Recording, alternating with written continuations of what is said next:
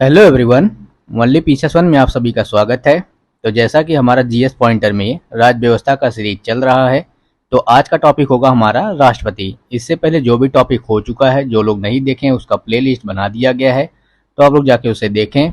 यह काफ़ी इंपॉर्टेंट होने वाला है, इसलिए कि यह सारा प्रीवियस ईयर पेपर है। तो चलिए स्टार्ट करते हैं। आज का टॉपिक हमारा राष्ट्रपति। तो हमारा पहला प्रश्न है, भारतीय गणतंत्र का प्रमुख है, तो कौन होता है प्रमुख? तो भारत का राष्ट्रपति। नेक्स्ट हमारा है कि भारत के संविधान के अनुसार जो केंद्र की कार्यपालिका शक्ति निहित होती है, तो किसमें होती है?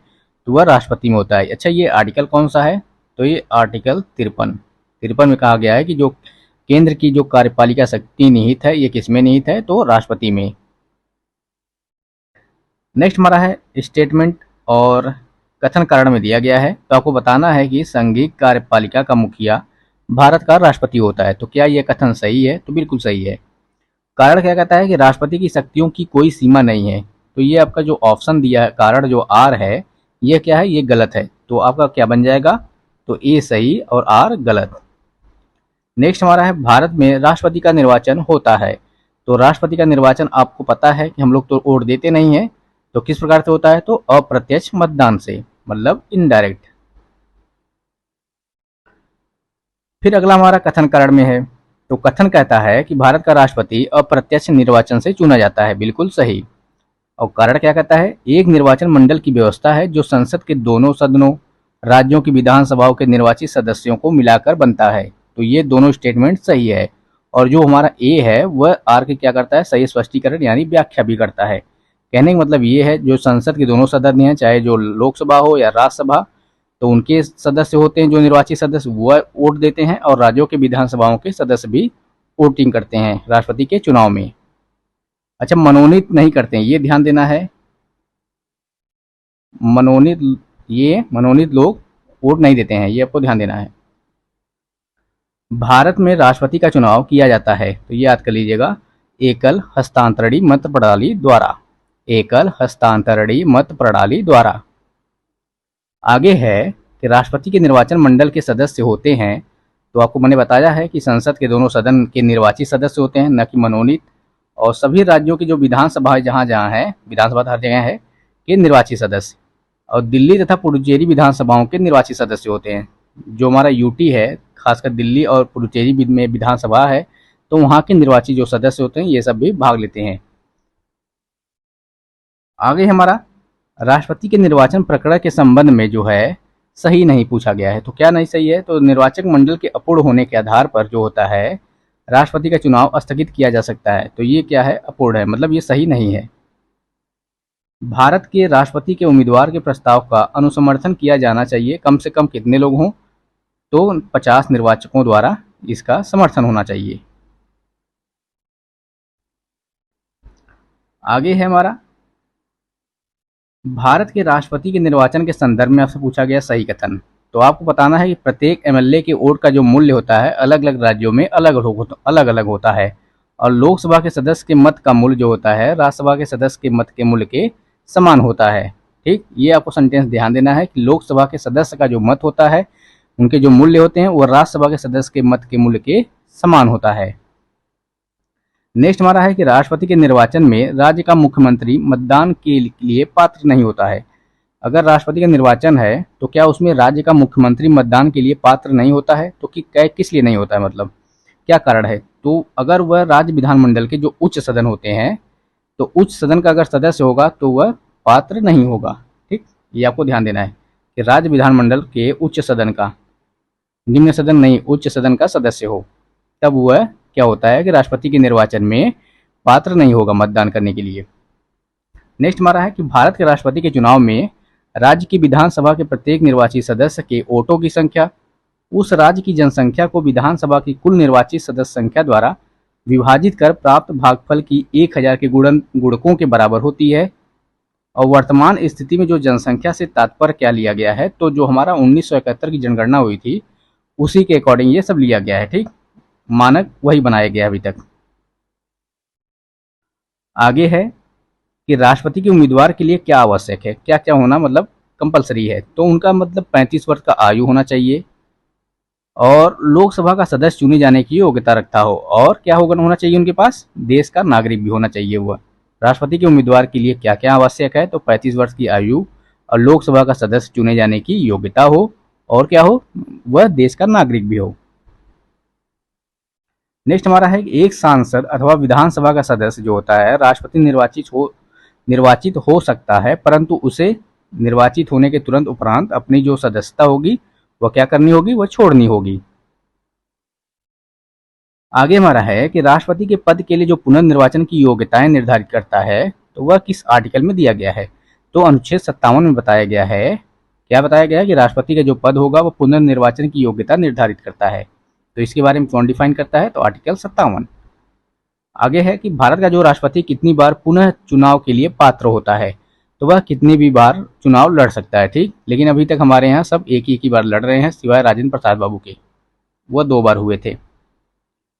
अगला हमारा है कि अगर भारत के राष्ट्रपति के चुनाव में कोई विवाद है, तो उस विवाद का जो समाधान होगा किसे सौंपा जाएगा, तो ये जो विवाद होंगे वह भारत के सर्वोच्च न्यायालय को ही दिया जाएगा। ठीक, वहीं पे इस विवाद को सौंपा जाएगा। तो कहाँ ले के जाएंगे सब, सुप्रीम कोर्ट में। आगे हमारा है कि राष्ट्रपति 5 वर्ष तक अपने पद पर रहता है, तो कब तक से कब तक रहेगा, तो अपने पद ग्रहण के दिन से। ये आपको ध्यान देना है कि अपने पद ग्रहण के दिन से ही उसका स्टार्ट हो जाएगा। आगे है कि भारत का राष्ट्रपति अपना त्यागपत्र किसे सौंपेगा, तो किसे सौंपेगा, तो भारत के जो उपराष्ट्रपति होते हैं उनको अपना त्यागपत्र सौंपता है। नेक्स्ट है कि भारत के राष्ट्रपति को उसके पद से हटाया जा सकता है, तो कैसे हटाया जा सकता है, तो संसद के महाभियोग द्वारा। उनके ऊपर संसद के द्वारा महाभियोग के द्वारा क्या होगा, तो राष्ट्रपति को पद से उसको हटाया जा सकता है। राष्ट्रपति पर जो महाभियोग चलाया जाता है वह किस आर्टिकल में वर्णित किया गया है, तो अनुच्छेद जो है 61 में वर्णित किया गया है। किसके बारे में बताया गया है, राष्ट्रपति के महाभियोग के बारे में। आगे है कि राष्ट्रपति पर महाभियोग का आरोप लगाया जा सकता है, तो संसद के किसी भी सदन द्वारा। तो राष्ट्रपति पर अगर महाभियोग लगाना है तो संसद के सिर्फ लोकसभा में ही नहीं, राज्यसभा में भी लगा सकता है। तो मतलब कहने का ये है कि संसद के किसी भी सदन द्वारा। लेकिन एक और कंडीशन है कि भारत के राष्ट्रपति पर महाभियोग चलाने के लिए आवश्यक है, तो क्या होना चाहिए, तो कम से कम 14 दिनों की पूर्व सूचना आपको देनी पड़ेगी। कम से कम क्या होना चाहिए, 14 दिनों की पूर्व आपको सूचना देना पड़ेगा। ठीक, नेक्स्ट हमारा है कि भारत के राष्ट्रपति के निर्वाचक गण का जो भाग है, परंतु उसके महाभियोग अधिकरण का भाग नहीं है। तो किसकी नहीं है, तो राज्यों की विधानसभाएं। चुनाव में तो भाग लेता है, लेकिन क्या होता है, महाभियोग में जो राज्य की विधानसभाएं होती हैं वह भाग नहीं लेती हैं। ठीक, ये आपको ध्यान देना है, यही सब सेंटेंस आपको ध्यान देना है कि किसमें भाग लेता है, किसमें भाग नहीं लेता है। आगे है कि भारत के राष्ट्रपति के महाभियोग की प्रक्रिया है, तो ये जो महाभियोग की प्रक्रिया है वह किस प्रकार की है, तो संसद की जो अर्ध न्यायिक प्रक्रिया है। ये आपसे पूछा जाएगा कि महाभियोग कैसी प्रक्रिया है, तो संसद की एक अर्ध न्यायिक प्रक्रिया है। आगे है पदासीन राष्ट्रपति जो होते हैं कि पदावधि की समाप्ति से भिन्न किसी कारण से उत्पन्न होने वाली रिक्ति की जो दशा होगी, रिक्ति भरने के लिए निर्वाचन जो होता है अवश्य हो जाना चाहिए। अगर मान लीजिए किसी कारणवश राष्ट्रपति का पद खाली है, तो उस रिक्त को भरने के लिए कौन सी दशाएं होनी आवश्यक है, तो रिक्त होने की तिथि से 6 माह के भीतर आप क्या करेंगे, उसको भरेंगे। ठीक, आगे हमारा है कि जब राष्ट्रपति मृत्यु, त्याग पत्र, अगर पद त्याग दे, अन्य कारणों से अपने कर्तव्यों को नहीं निभा सकता है, तो उपराष्ट्रपति राष्ट्रपति के रूप में कार्य कर सकता है। अभी हमने पढ़ा है, तो 6 माह तक। उसके बाद क्या करना चाहिए, क्या किया जाना चाहिए, चुनाव होना चाहिए, मतलब निर्वाचन होना चाहिए राष्ट्रपति का। 6 महीने तक आपको मतलब खाली रख सकते हैं, लेकिन क्या होगा, 6 माह तक, सिर्फ 6 माह तक ही आप रख सकते हैं। अगला है यदि भारत के राष्ट्रपति का पद रिक्त हो जाए और कोई उपराष्ट्रपति भी न हो, तब कार्यवाहक राष्ट्रपति आप किसको बनाएंगे, तो कौन बनेगा, तो सर्वोच्च न्यायालय का मुख्य न्यायाधीश। ये आपको ध्यान देना है। नेक्स्ट हमारा है कि भारत का जो कार्यपालिका अध्यक्ष होता है वह, उसका जो हेड है, अध्यक्ष है, तो वह कौन होता है, तो राष्ट्रपति होता है। आगे है कि संघ की जो कार्यपालिका शक्तियां राष्ट्रपति में निहित हैं, तो वह किस आर्टिकल के अंतर्गत, तो हमने बताया था कि अनुच्छेद 53। आगे है कि कथन आपको कारण पूछा गया है, तो संघ की जो कार्यपालिका शक्तियां भारत के राष्ट्रपति में निहित होती हैं, तो ये स्टेटमेंट आपका सही है। कारण क्या कहता है कि कार्यपालिका जो शक्तियां हैं सरकार का व्यवसाय चलाने से संबंधित हैं। जो कार्यपालिका शक्तियां सरकार का क्या होती हैं, व्यवसाय चलाने में संबंधित होती हैं। तो ये जो हमारा ए है, आर है, दो ये दोनों सही है, किंतु जो हमारा आर है वह ए का स्पष्टीकरण यानी व्याख्या नहीं कर रहा है। अगला है कि भारत के राष्ट्रपति अपनी शक्तियों का प्रयोग करते हैं तो सीधे अथवा अपने अधीनस्थ अधिकारियों द्वारा। जो राष्ट्रपति अपनी शक्तियों का प्रयोग करते हैं तो वह सीधे अथवा अपने अधीनस्थ जो अधिकारी होते हैं उनके द्वारा।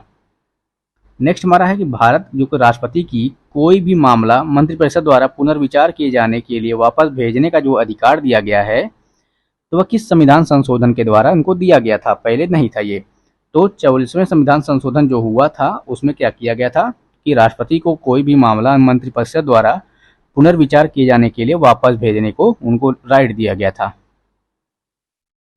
नेक्स्ट हमारा है कि राष्ट्रपति लोकसभा को भंग कर सकते हैं तो केंद्रीय मंत्रिमंडल की अनुशंसा पर ही क्या करेंगे, लोकसभा को भंग कर सकते हैं। अगला है अनुच्छेद जो हमारा 108 है के अंतर्गत लोकसभा राज्यसभा की जो संयुक्त बैठक है आहूत की जाती है तो राष्ट्रपति द्वारा। किसके द्वारा संयुक्त बैठक, तो किसके द्वारा, तो राष्ट्रपति के द्वारा। आगे है कि अभिव्यक्ति जो भारत के संविधान के अनुच्छेद 108 के अंतर्गत दोनों सदनों की जो संयुक्त बैठक आहूत करने की सूचना के संबंध में उचित है तो राष्ट्रपति का आशय। यानी मतलब क्या है कि लोकसभा और राज्यसभा की जो संयुक्त बैठक आहूत की जाती है तो राष्ट्रपति के द्वारा ही की जाती है। आगे है कि भारत के राष्ट्रपति से संबंधित जो सही कथन है तो क्या क्या है, वह संसद का एक संगठक भाग है, वह प्रत्येक दोनों सदनों की संयुक्त बैठक को संबोधित करता है और वह किंचित परिस्थितियों में अध्यादेश लागू कर सकता है। तो वह किसी भी परिस्थिति में अध्यादेश को भी लाया जा सकता है, ला सकता है। ये सब उसके क्या है, ये सब राष्ट्रपति के उसके कार्य हैं। आगे है कि भारत के राष्ट्रपति ने जिस एकमात्र मामले में अपने वीटो की शक्ति का प्रयोग किया था तो वह क्या था, तो किस मामले में, तो भारतीय डाकघर जो संशोधन विधेयक था उसमें अपना राष्ट्रपति जी ने वीटो की शक्ति का प्रयोग किया था। एक राष्ट्रपति ने एक शक्ति का प्रयोग किया था जिसे संवैधानिक शब्दावली में जेवी निषेधाधिकार कहा जाता है। तो जेवी जो हमारा निषेधाधिकार है वह कहा जाता है। तो ज्ञानी जैल सिंह उस समय हमारे क्या थे, राष्ट्रपति थे, उन्होंने इस शक्ति का प्रयोग किया था जिसको बोलते हैं जेबी वीटो। आगे है राष्ट्रपति संसद के दोनों सदनों द्वारा पारित किसी बिल पर अपनी स्वीकृति रोक सकते हैं तो किस अनुच्छेद के अंतर्गत, तो आर्टिकल 111 के अंतर्गत क्या होता है कि संसद के दोनों सदनों द्वारा पारित किसी बिल पर भी अपनी वो क्या करेंगे, स्वीकृति को रोक सकते हैं। नेक्स्ट है कि जब कोई विधेयक संसद के दोनों सदनों द्वारा पारित कर दिया गया है तो उस विधेयक पर अनुमति रोकने का अधिकार किसे दिया गया है, तो वह राष्ट्रपति को। किस आर्टिकल के माध्यम से, तो 111। आगे है कि राष्ट्रपति की स्वविवेकी शक्ति है, तो कौन कौन सी उनकी विवेकी शक्ति है, स्वविवेकी है, तो किसी विधेयक को आपत्तियों सहित संसद के पास वापस भेजना, ये क्या इनकी स्वविवेकी शक्तियां हैं। विधेयक को रोक कर रखना, किसी विधेयक से संबंधित जानकारी के लिए प्रधानमंत्री से कहना और किसी परामर्श पर मंत्रिपरिषद से पुनर्विचार हेतु कहना, ये सब क्या है, तो ये सब राष्ट्रपति की स्वविवेक शक्तियां हैं। ये सब याद कर लीजिए। आगे है हमारा कि निम्न विषय पर राष्ट्रपति के लिए मंत्रिपरिषद से सलाह लेना आवश्यक नहीं है, तो किस पे नहीं है, तो विधेयकों पर स्वीकृति देने के दौरान। जो विधेयक होते हैं उस पर स्वीकृति देने के दौरान क्या है, राष्ट्रपति के लिए मंत्रिपरिषद से सलाह लेना आवश्यक नहीं है। नेक्स्ट हमारा है कि संविधान के अनुसार राष्ट्रपति की विधायी शक्तियां क्या है, तो अध्यादेश जारी करना। ये कैसी शक्ति है, तो विधायी शक्ति है। आगे है जब केंद्रीय मंत्रिमंडल ने वर्ष 2002 में चुनावी सुधारों पर अध्यादेश में बिना किसी बदलाव के उसे राष्ट्रपति को भेजा तब राष्ट्रपति ने उसे अपनी सहमति दी। तो यह किस आर्टिकल के अंतर्गत आता है, तो अनुच्छेद 123। अनुच्छेद 123 में क्या कहा गया है, तो अध्यादेश के बारे में बताया गया राष्ट्रपति की। भारत के राष्ट्रपति को अध्यादेश जारी करने की जो शक्ति प्रदान की गई है तो वह आर्टिकल 123 के अंतर्गत। आगे है कि राष्ट्रपति द्वारा जारी एक अध्यादेश, जो अध्यादेश पारित होगा वह संसद के सत्र शुरू होने के बाद रखा जाना आवश्यक है। अगर मान लीजिए अध्यादेश पारित हो गया राष्ट्रपति के द्वारा, अगर संसद का जो सत्र शुरू होगा तो वह 6 सप्ताह के भीतर उस क्या होगा, उस अध्यादेश को रखा जाएगा। तो कितने दिन तक? तो 6 सप्ताह तक। शुरू होने के बाद 6 सप्ताह तक रखा जाना आवश्यक है। आगे हमारा है कि भारत के राष्ट्रपति द्वारा नियुक्ति की जाती है। ये इम्पोर्टेंट है। तो राष्ट्रपति के द्वारा जिसकी नियुक्ति की जाती है वो आपको ध्यान देना है। जैसे वित्त आयोग के अध्यक्ष, संघ राज्य क्षेत्र के जो मुख्यमंत्री की नियुक्ति होती है वह कौन करता है? तो राष्ट्रपति करते हैं। आगे भी करते हैं राष्ट्रपति नियुक्ति, और किसका करते हैं? तो भारत के जो महान्यायवादी होते हैं, नियंत्रक एवं महालेखा परीक्षक यानी कैग, और राज्य के राज्यपाल का भी ये राष्ट्रपति क्या करते हैं? नियुक्ति करते हैं। आगे हमारा है कि भारत का राष्ट्रपति नियुक्ति करता है तो किसका? प्रधानमंत्री का, राज्यपाल का और मुख्य निर्वाचन आयुक्त। इससे आपको पता चल गया है कि किसका किसका राष्ट्रपति जी नियुक्ति करते हैं। तो वित्त आयोग के जो अध्यक्ष होते हैं उनका, संघ राज्य के मुख्यमंत्री का, भारत के जो महान्यायवादी होते हैं उनका, कैग का, राज्य के राज्यपाल, प्रधानमंत्री और मुख्य निर्वाचन आयुक्त का। ये इनकी नियुक्ति कौन करता है? तो राष्ट्रपति। आगे है कि भारत का राष्ट्रपति नियुक्ति नहीं करता है तो किसका? तो उपराष्ट्रपति का। आगे है कि संविधान असाधारण परिस्थितियों में राष्ट्रपति को राज्यपाल के कृत्यों के निर्वहन हेतु उपबंध करता है। तो अनुच्छेद 160 में, अनुच्छेद 160 में क्या करता है? तो राष्ट्रपति जो होता है राज्यपाल के कृत्यों के निर्वहन हेतु उपबंध कर सकता है किसी विषम परिस्थितियों में। भारतीय संविधान भारत के राष्ट्रपति को अधिकार नहीं देता है। तो किसके बारे में अधिकार नहीं देता है? तो राज्यों के मुख्यमंत्री की नियुक्ति का। तो राज्यों के मुख्यमंत्री की नियुक्ति का अधिकार राष्ट्रपति के पास नहीं है। आगे है राष्ट्रपति को उच्चतम न्यायालय से परामर्श करने की शक्ति प्रदान करता है। तो अनुच्छेद 143 में बताया गया है कि जो राष्ट्रपति होंगे वह सुप्रीम कोर्ट से परामर्श लेने के लिए उनके पास शक्ति है, वह ले सकते हैं। आगे है कि भारत के राष्ट्रपति की जो शक्तियों के बारे में सही नहीं है। तो राष्ट्रपति जो होता है को सर्वोच्च न्यायालय के परामर्श को स्वीकार करना चाहिए। तो ये जो दिया गया है आर्टिकल 143 में बताया गया था कि राष्ट्रपति जो है उच्चतम न्यायालय से परामर्श लेने की शक्ति उनको दी गई है, लेकिन अगर वह राष्ट्रपति को जो अपना सुप्रीम कोर्ट है अगर वह परामर्श दे रहा है तो उस पर राष्ट्रपति क्या होगा? बाध्यकारी नहीं है उनकी बातों को सुनने के लिए। ठीक है, वह बाध्य नहीं है, वह स्वीकार कर भी स्वीकार कर भी सकता है और अस्वीकार भी कर सकता है। वह संविधान के अनुसार शब्दशः भारत के राष्ट्रपति की शक्ति नहीं है। तो क्या नहीं है? तो संसद के सदनों को संदेश भेजना, संसद के सदनों को जो संदेश भेजना है यह राष्ट्रपति के शक्ति नहीं है। आगे है कि भारत के राष्ट्रपति को यह अधिकार नहीं प्राप्त है कि वह सर्वोच्च न्यायालय के न्यायाधीश को हटाए। तो भारत के राष्ट्रपति का अधिकार नहीं है कि वह सुप्रीम कोर्ट के जो न्यायाधीश होते हैं उनको हटाए। आगे है कि राष्ट्रपति की क्षमा आदि की शक्ति एक क्या है? तो कैसी शक्ति है? तो न्यायिक शक्ति है। एक कार्यपालिका शक्ति होती है, एक विधायी शक्तियां होती हैं, और एक राष्ट्रपति की क्षमा शक्ति कैसी है? न्यायिक शक्ति है। आगे है कि राष्ट्रपति की जो क्षमा प्रदान करने की शक्ति में सम्मिलित है कौन कौन से? तो क्षमा है, लघुकरण है, परिहार है, विराम है और प्रविलंबन है। तो कौन कौन सी है शक्ति निहित है, सम्मिलित है इसमें? तो क्षमा है, लघुकरण है, परिहार है, विराम है और प्रविलंबन। आगे है कि भारत के राष्ट्रपति को प्राप्त प्राधिकार है तो कौन कौन से? तो औपचारिक और विधिक, संवैधानिक और नाम मात्र की। नेक्स्ट हमारा है भारतीय संविधान के अनुसार भारत के राष्ट्रपति का यह कर्तव्य है कि वे संसद के पटल पर रखवाएं। तो क्या क्या? तो संघ वित्त आयोग की जो सिफारिशें होती हैं उसको, नियंत्रक एवं महालेखा परीक्षक के जो प्रतिवेदन है उसको, राष्ट्रपति अनुसूचित जाति आयोग के जो प्रतिवेदन दिया जाता है उसको क्या करेंगे? उनका क्या कर्तव्य है कि संसद के पटल पर रखा जाए ताकि उस पर चर्चा की जाए। आगे है कि वह संवैधानिक विशेषाधिकार जो राष्ट्रपति का नहीं है। तो वित्तीय बिल के पुनर्विचार हेतु लौटाना। तो वित्तीय बिल से संबंधित कोई भी बिल होगा तो उसको पुनर्विचार हेतु नहीं लौटा सकते हैं। आगे हमारा है कि किसी भौगोलिक क्षेत्र को अनुसूचित घोषित करने का संवैधानिक अधिकार प्राप्त है तो किसे? तो राष्ट्रपति को।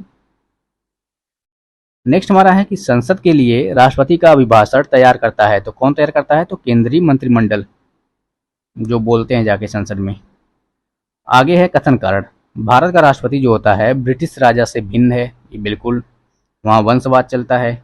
कारण क्या है, भारत के राष्ट्रपति का पद अमेरिका के राष्ट्रपति से मिलता है, परंतु ये जो आर है यह गलत है। नेक्स्ट हमारा है कथन कारण। तो राष्ट्रपति जो होता है संसद का भाग है, बिल्कुल सही। कारण क्या कहता है कि संसद के दोनों सदनों द्वारा पारित विधेयक बिना राष्ट्रपति की स्वीकृति के कानून नहीं बन सकता है। तो ये जो कारण है ये भी सही है।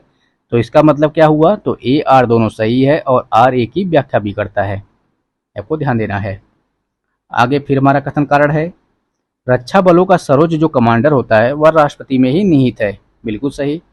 कारण क्या है, प्रधान सेनापति की हैसियत से राष्ट्रपति की शक्तियां विधायी नियंत्रण से स्वतंत्र है, बल्कि परंतु जो हमारा आर है वह क्या है, वह गलत है। ए सही है। स्वतंत्र भारत के प्रथम राष्ट्रपति थे, ये कहाँ से थे, बिलोंग करते थे, तो बिहार से। बस छोटा छोटा चीजें हैं, इसको ध्यान देना है गौर से। भारत के जो चौथे राष्ट्रपति हैं वो कौन थे, उनका नाम वीवी गिरी। अच्छा, ये ध्यान देना है इसलिए कि मैच द फॉलोइंग करने के लिए आता है, तो ये काफ़ी इंपॉर्टेंट हो जाता है, ठीक। तो ये ध्यान देना है कि 9वां कौन थे, 15वां कौन थे, चौथा कौन थे, तो ये क्रम आपको ध्यान देना है लास्ट में। आगे है, 2 अवधि के लिए भारत के राष्ट्रपति बने थे, तो डॉक्टर राजेंद्र प्रसाद। आगे है कि भारतीय राष्ट्रपति के सर्वसम्मति से चुने जाने तक अभी तक जो है एकमात्र उदाहरण किसका है, तो नीलम संजीव रेड्डी। ये क्वेश्चन पूछा भी गया था अपने पीसीएस में। तो राष्ट्रपति के सर्वसम्मति से चुने जाने वाले वो कौन से राष्ट्रपति बने थे, तो नीलम, उनका नाम क्या था, नीलम संजीव रेड्डी। सर्वसम्मति मतलब निर्विरोध जीते थे ये। अब दिया है राष्ट्रपति और अवधि, उनका कार्यकाल कब से कब तक था। तो फखरुद्दीन अली अहमद का 1974 से लेकर 1977 तक उनका कार्यकाल था। एन संजीव रेड्डी ये 1977 से 1982 तक थे। एन संजीव रेड्डी जो थे वह 1977 और 1982 के बीच में थे। डॉक्टर जाकिर हुसैन 1967 से 1969 के बीच में, और वीवी गिरी जो थे 1969 से 1974 के बीच में थे। नेक्स्ट हमारा है doctor S Radhakrishnan, doctor Zakir Hussain, Neelam Sanjiva Reddy और आर वेंकटरमन से राष्ट्रपति होने से पूर्व भारत के उपराष्ट्रपति पद पर भी वह आसीन नहीं थे। तो इनमें से जो नीलम संजीव रेड्डी जी थे वह उपराष्ट्रपति नहीं थे, बाकी एस राधाकृष्णन, जाकिर हुसैन और आर वेंकटरमन इससे पहले वह उपराष्ट्रपति रह चुके हैं, तब जाके राष्ट्रपति बने हैं, ठीक। ये आपको ध्यान देना है। नेक्स्ट हमारा है फखरुद्दीन अली अहमद, डॉक्टर शंकर दयाल शर्मा, डॉक्टर जाकिर हुसैन और नीलम संजीव रेड्डी में वह भारतीय राष्ट्रपति जो लोकसभा अध्यक्ष भी रहे थे। तो नीलम संजीव रेड्डी ये क्या थे, ये लोकसभा के अध्यक्ष भी रह चुके थे। आगे है कि भारत के राष्ट्रपतियों में दार्शनिक राजा अथवा दार्शनिक शासक के रूप में जाना जाता है, ये इंपॉर्टेंट है। तो डॉक्टर राधाकृष्णन जी को जाना जाता है दार्शनिक राजा अथवा दार्शनिक शासक के रूप में। आगे है कि भारत के राष्ट्रपतियों में से ट्रेड यूनियन आंदोलन से संबंधित थे। तो ट्रेड यूनियन आंदोलन से कौन संबंधित थे, तो वीवी गिरी साहब थे। आगे है कि भारत के राष्ट्रपति जिन्हें मिसाइल मैन की संज्ञा दी जाती है, तो हमारे माननीय जो हैं डॉक्टर एपीजे अब्दुल कलाम जी को, उनको मिसाइल मैन के नाम से भी जाना जाता है, उनको संज्ञा दी जाती है।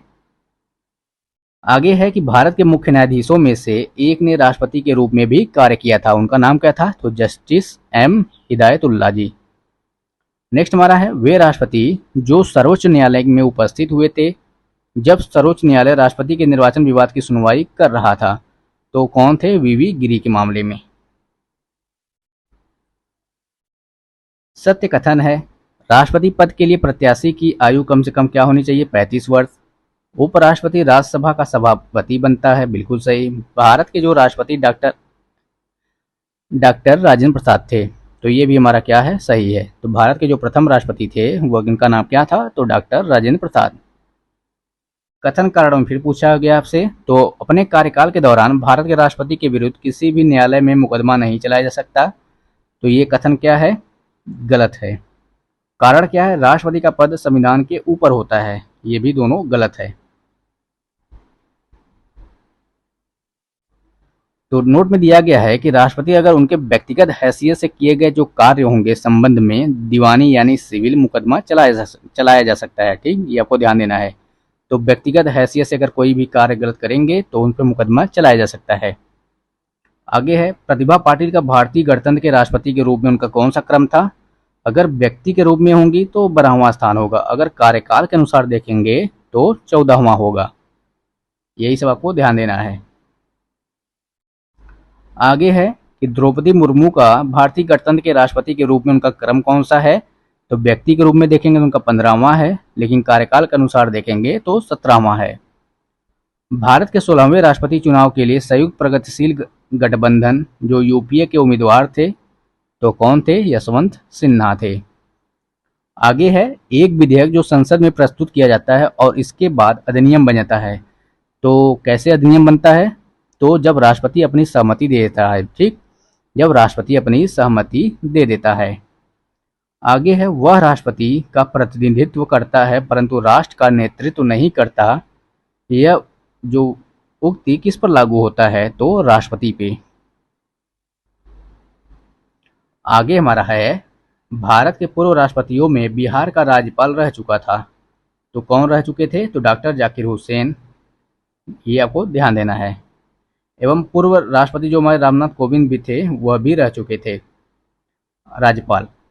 आगे है कि राष्ट्रपति भवन को डिजाइन किया था तो किसने? तो लुटियंस दिल्ली के नाम से काफ़ी फेमस है। तो इन्होंने जो एडविन लुटियंस था यह राष्ट्रपति भवन को डिजाइन किया था। तो इस प्रकार से हमारा जो राष्ट्रपति का टॉपिक है यह समाप्त हुआ। अब सोच रहे हैं कि उपराष्ट्रपति का भी इसी में कवर कर दें। नेक्स्ट हमारा है भारत के उपराष्ट्रपति का निर्वाचन एवं निर्वाचक गण द्वारा किया जाता है जिसके सदस्य होते हैं। तो ये ध्यान देना है कि संसद के दोनों सदनों के सभी सदस्य, ये ध्यान देना है कि सभी है। ठीक, वहाँ क्या लगा था? राष्ट्रपति में निर्वाचित लगा हुआ था तो निर्वाचित में सिर्फ निर्वाचित देंगे, यहाँ सभी सदस्य का मतलब होगा कि जो मनोनीत रहेंगे ये सब भी देंगे। ठीक, आगे है हमारा 2022 के भारत के जो 16वें उपराष्ट्रपति चुनाव के लिए निर्वाचक मंडल में कुल सदस्य थे तो कितने थे? 788 थे। अब हमारा सही कथन पूछा गया है राष्ट्रपति की तरह उपराष्ट्रपति का चुनाव भी इनडायरेक्ट होता है। बिल्कुल सही। नेक्स्ट हमारा है कथन कारण। कोई व्यक्ति उपराष्ट्रपति निर्वाचित होने का पात्र तभी होगा जब वह राज्यसभा का सदस्य होने के लिए अर्हत है। बिल्कुल सही है आपका ये। कारण क्या है? उपराष्ट्रपति राज्यसभा का पदेन सभापति होता है तो ये दोनों सही है। और जो हमारा ए आर है वह ए का भी मान्य जो है, इसकी जो व्याख्या है वह व्याख्या क्या है? स्पष्टीकरण है, यानी व्याख्या करता है। आगे है उपराष्ट्रपति से संबंधित सही कथन है। तो क्या कथन है? तो किसी राज्य की जो विधायिका का सदस्य इस पद के लिए उम्मीदवार हो सकता है और उपराष्ट्रपति का कार्यकाल उतना ही होता है जितना कि राष्ट्रपति का होगा। ठीक, नेक्स्ट हमारा है कि भारत के उपराष्ट्रपति का चुनाव होता है तो लोकसभा और राज्यसभा के जो सांसद होंगे वह उनके सीधे चुनाव से उपराष्ट्रपति का चुनाव होता है, जिसमें विधानमंडल शामिल नहीं होता। ये भी आपको ध्यान देना है। और इसमें क्या होते हैं? निर्वाचित और मनोनीत दोनों शामिल होंगे, ये आपको ध्यान देना है। जबकि राष्ट्रपति में क्या होगा? मनोनीत शामिल नहीं होते हैं। भारत का उपराष्ट्रपति भारत का जो द्वितीय उच्चतम प्रतिष्ठित पदधारी है, ये के पास जो होता है, उपराष्ट्रपति के पास जो होता है पद से संबद्ध कोई औपचारिक कार्य नहीं है। राष्ट्रपति की अनुपस्थिति में उसके कार्यों का निर्वहन करता है। बिल्कुल। राष्ट्रपति की पद त्याग, अपदस्थीकरण अथवा मृत्यु के चलते राष्ट्रपति के रूप में भी कार्य करता है उपराष्ट्रपति हमारा। ठीक, ये आपको ध्यान देना है। नेक्स्ट हमारा है कि उपराष्ट्रपति को उसके पद से हटाया जा सकता है तो राज्य परिषद यानी मतलब राज्यसभा के प्रस्ताव के द्वारा, सिर्फ राज्यसभा के प्रस्ताव के द्वारा उपराष्ट्रपति को उसके पद से हटाया जा सकता है। उपराष्ट्रपति को जो पद से हटाए जाने के लिए उसके संबंध के बारे में प्रस्ताव प्रस्तुत किया जा सकता है तो सबसे पहले राज्यसभा में। आगे है कि भारत के उपराष्ट्रपति का निर्वाचन जिसे सर्वोच्च न्यायालय द्वारा शून्य घोषित किया गया है के संदर्भ में सही कथन है। तो क्या सही है? तो अगर उपराष्ट्रपति के रूप में इस प्रकार की घोषणा से पूर्व उसके द्वारा किए गए जो कार्य होते हैं वह मान्य होते हैं। और क्या है? उपराष्ट्रपति के रूप में इस प्रकार की घोषणा होने के दिन उसके द्वारा किए गए कार्यविधि भी मान्य होंगे। ठीक, ये दोनों सेंटेंस आपको ध्यान देना है। नेक्स्ट है हमारा राज्यसभा का जो सभापति होता है वह कौन होता है? तो उपराष्ट्रपति।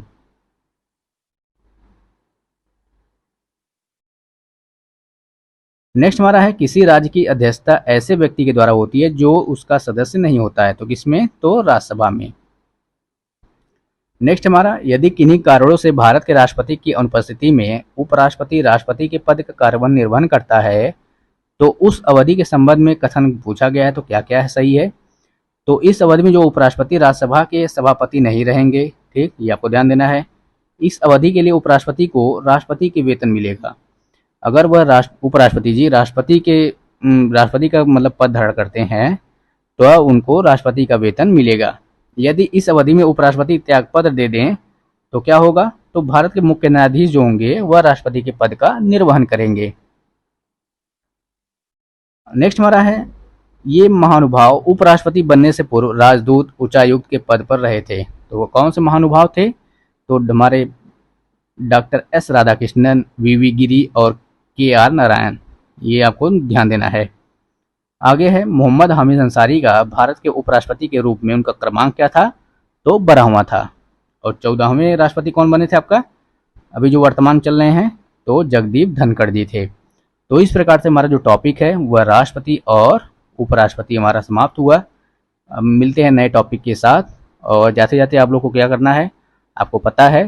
तो इसी प्रकार से हमारा जीएस पॉइंटर समाप्त होगा धीरे धीरे, और हमारा हिंदी भी चल रहा है विलोम शब्द, उसको भी आप लोग देखिए। समय हमारे पास अच्छा खासा है और जीएस पॉइंटर पूरा कंप्लीट किया जाएगा, इसलिए ये पूरा प्रीवियस ईयर पेपर है। तो यहाँ से आर के लिए तो मान लीजिए काफ़ी लाभदायक होगा ही होगा। तो चलिए मिलते हैं नए टॉपिक के साथ, तब तक के लिए धन्यवाद।